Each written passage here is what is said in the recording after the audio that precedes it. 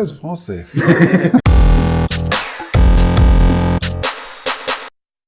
Alors, je possède environ 400 modèles. Ça fait un moment que je collectionne plus vraiment et du coup, la collection stagne un petit peu. Chez Sélection RS, on trouve environ 1000-1500 miniatures différentes, aux différentes échelles. Et au 1/18e, probablement 200 à 300, ou peut-être plus, j'ai même pas les chiffres en tête. Mais depuis le site, si on va sur la catégorie et qu'on filtre par échelle, on voit tout de suite le résultat apparent au-dessus de la page.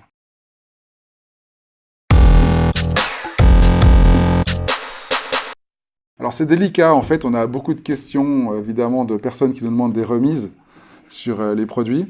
Et je profite d'avoir la parole pour expliquer la politique de prix de Sélection RS. Depuis qu'on a démarré, on a toujours cherché à proposer aux clients le prix le plus bas possible. Quand on vend sur Internet, il n'y a pas de face-à-face avec le vendeur pour le client. Donc on doit afficher directement un prix net, il n'y a pas de négociation, à moins d'avoir un code promo. Et on a toujours cherché à obtenir chez Porsche les meilleures conditions tarifaires possibles. Et on applique toujours un coefficient de vente faible. C'est ce qui nous permet de proposer les prix les meilleurs du marché pour globalement tous nos produits, ou en tout cas des prix équivalents aux meilleurs du marché. Et c'est ce qui nous permet de conquérir tous les jours des centaines de nouveaux adeptes de notre site. Alors du coup, la contrepartie, c'est qu'on ne fait pas de remise. Toutefois, si on a des personnes qui sont intéressées par plusieurs modèles ou qui ont vu vraiment quelque chose de moins cher ailleurs, c'est rare, mais ça peut arriver, on accepte de s'aligner, ou si jamais ils achètent beaucoup de choses, ils peuvent nous envoyer un petit mail avec leur panier, et puis on fera un effort commercial autant que ça nous est possible. Et admettons que je sois un club ou une association, il y a moyen d'avoir quelque chose en plus ou pas? Si c'est un club ou une association, il arrive que pour les gens qui viennent au showroom, par exemple dans un club, quand ils viennent nous voir avec plusieurs voitures, etc., on leur propose sur la journée d'achat où ils sont là, une remise de 5% en caisse ici au showroom. Si c'est pour un club, il faut aussi nous demander exactement ce que vous souhaiteriez avoir sur quel type de produit et on essaiera de voir ce qu'on peut faire. Mais la miniature est un produit très concurrencé, les marges sont faibles. En plus, on est en France, on est très fiers d'être en France. On a des salariés qu'on essaie de payer correctement. On a un showroom qui est joli, dans lequel vous avez la possibilité de visiter. Ils sont pas malheureux, les salariés. Voilà, donc on essaye aussi d'avoir une entreprise profitable et pérenne. Donc il faut aussi qu'on gagne un petit peu notre vie.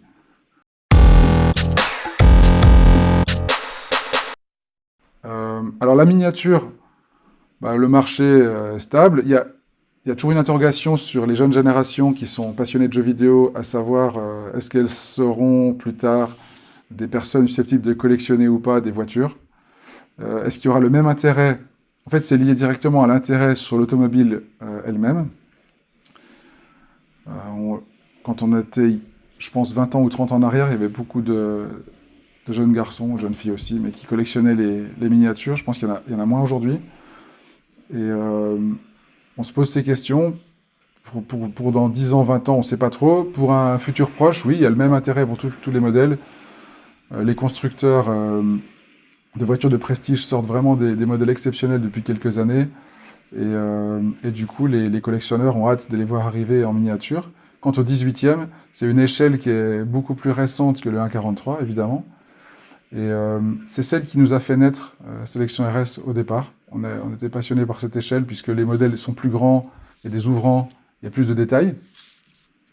On a beaucoup d'intérêt pour l'1.18. Je dirais même qu'il y a parmi nos clients, il y a une plus grande proportion de personnes qui collectionnent le 1.18 par rapport au 1.43. Donc on pense que oui, il y a beaucoup d'avenir pour l'échelle. Chez Sélection RS, on a démarré en étant spécialiste des produits Porsche, donc on proposait tout ce qui existe en Porsche, donc quasiment de l'échelle N 160 jusqu'au 1.8 au plus grand. Mais plus généralement, les échelles les plus développées, c'est 1.43, 1.18, et puis 1.12, de plus en plus, et puis accessoirement 1.8 et 1.87e.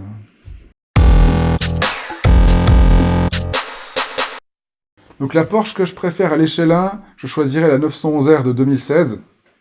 C'est une voiture qui est exceptionnelle à plusieurs égards. D'une part, c'est ça fait partie des voitures atmosphériques les plus désirables. Elle a un look très sportif, mais pas exubérant, pas d'aileron. Donc elle reste avec une ligne qui respecte celle de la 911 initiale. Donc il y en a une dans mon dos, sur l'affiche, dans la salle dans laquelle on se trouve. Voilà, donc j'aime beaucoup le fait qu'elle ait des ailes larges, que ce soit une boîte manuelle, donc ça c'est quelque chose qui est aussi séduisant. Et puis le moteur de la GT3 RS, 500 chevaux. Voilà, le côté exclusif aussi pour une voiture qui est assez limitée, donc j'en ferai l'élu. Et puis le rapport aussi au 911R, donc la 911R de 67, qui était déjà un modèle ultra sportif à l'époque, mais qui gardait la ligne sobre des 911, avec juste quelques éléments allégés, comme les custos d'arrière en plastique, etc.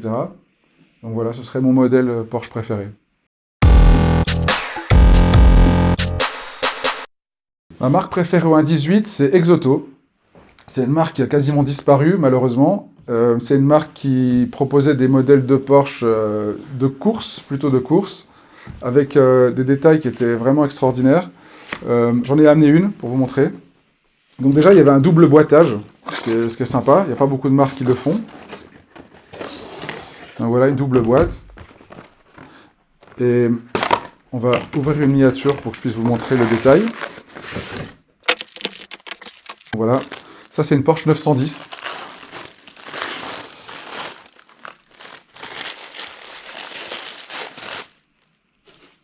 Donc le couvercle du compartiment avant se trouve dans la boîte. Elle est protégée là par des petites protections en plastique, qu'on voit ici. En silicone même. Donc ils prennent vraiment soin du détail. Sont également fournis dans la boîte donc le capot avant et le toit de la voiture, qui était amovible. Donc l'intérieur, les sièges, les baquets, le volant, tout est représenté à la perfection. Et le moteur, avec des matériaux qui ressemblent à s'y méprendre à la vraie. Il y a des beaux jeux de texture aussi qui ont été faits. Ah, elle est vraiment magnifique. Hein. Oui, donc beaucoup de modèles ont été produits. Donc sur la 910, ils ont représenté environ une quinzaine de versions. Ils ont fait aussi la 934 et la 935 dans plusieurs versions. À chaque fois, il y a le même souci du détail. Elles sont vraiment magnifiques. Donc voilà, c'est des modèles qu'on trouve encore un petit peu. Nous, sur notre site, je sais qu'on a encore 2 ou 3 modèles disponibles. Mais malheureusement, ils sortent plus de modèles récemment. Je ne sais pas ce que la marque devient, mais je pense qu'ils se contentent un peu d'écouler les derniers modèles qu'ils possèdent. J'ai pas d'informations sur l'avenir de la marque.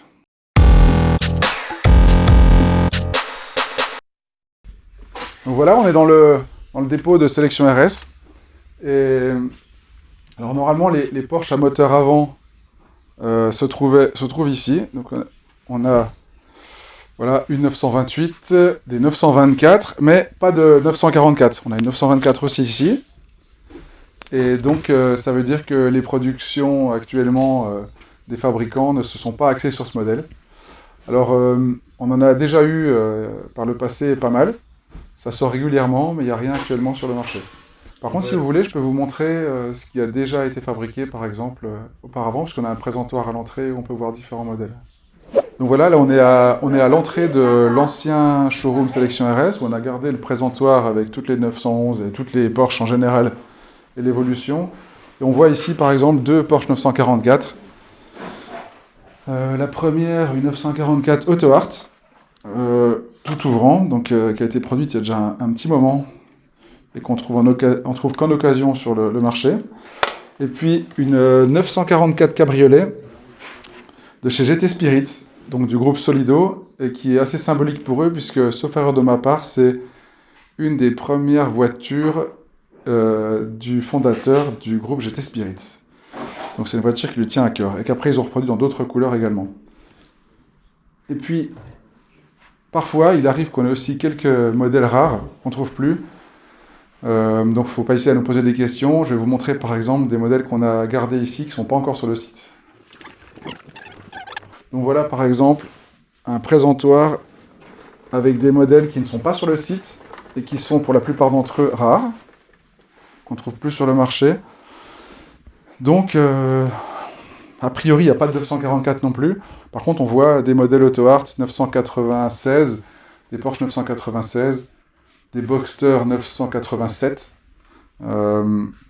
ainsi que d'autres marques. Au dos. La F96 GT3 est devenue tellement rare en jaune. Ouais. Et puis on a également de l'autre côté d'autres marques. Ici, par exemple.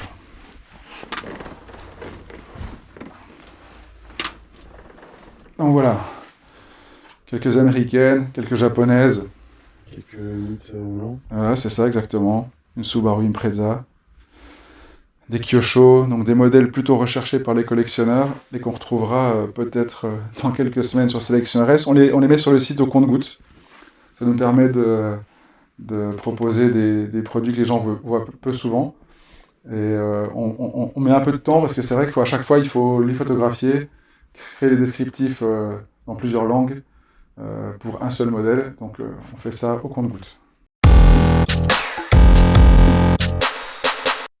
Donc on attend de recevoir prochainement un modèle que beaucoup de Porschistes attendent, la GT3, qui a été pour l'instant présentée qu'en bleu requin, et que Porsche va présenter dans 4 autres couleurs, qu'on va recevoir bientôt. Améthyste, avec intérieur noir, le vert menthe, qui est le vert qu'on voit sur les 964 RS, aussi intérieur noir, un gris Telesto, qui, sauf erreur de ma part, vient de chez Lamborghini, et qui doit être la GT3 dont Preuninger est propriétaire en Allemagne. Donc les informations sont à vérifier, je ne suis pas sûr, mais je pense que c'est ça.